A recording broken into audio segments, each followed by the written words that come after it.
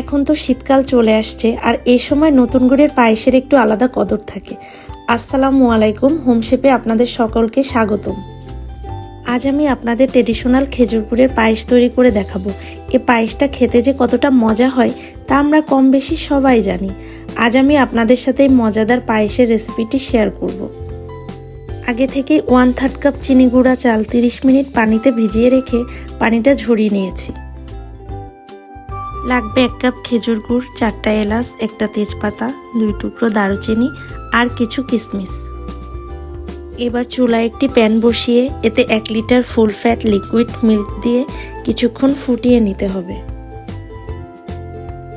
এবার এতে অ্যাড করব এলাচ, দারচিনি, তেজপাতা।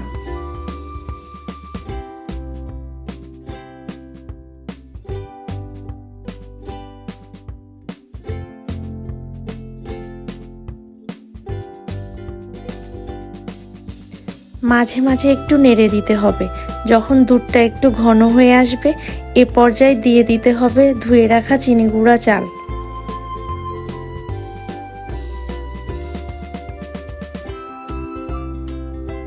এ পর্যায়ে চালটা ভালোভাবে নেড়ে মিশিয়ে নিতে হবে।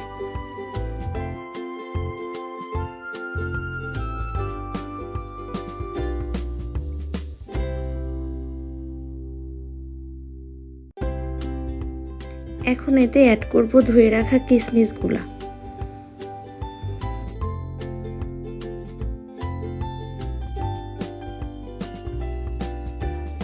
পায়েসের চালটা ভালোভাবে সেদ্ধ হয়ে গেছে।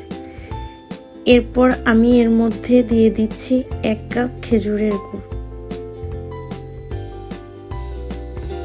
এবার সবকিছুকে একটু ভালোভাবে নেড়ে নিচ্ছি।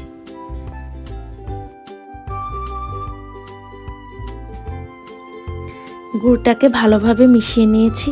এবার মিডিয়াম আঁচে 5 থেকে 10 মিনিট আমি এটাকে জাল করে নিব, গুড়ের পানিটা টেনে যাওয়া পর্যন্ত। চালটা খুব ভালোভাবে সেদ্ধ হয়ে গিয়েছে, গুড়ের পানিটাও খুব ভালোভাবে টেনে গিয়েছে। এ পর্যায়ে আমি চুলাটা বন্ধ করে দিয়েছি। পায়েসটা হয়ে গেছে। এর থেকে বেশি আর ঘন করা যাবে না, ঠান্ডা হওয়ার পর এমনিতেই ঘন হয়ে যাবে।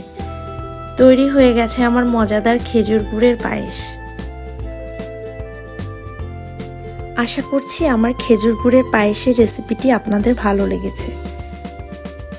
আর আজকের ভিডিও দেখার জন্য সবাইকে অনেক ধন্যবাদ। সবাই অনেক ভালো থাকবেন। আল্লাহ হাফেজ।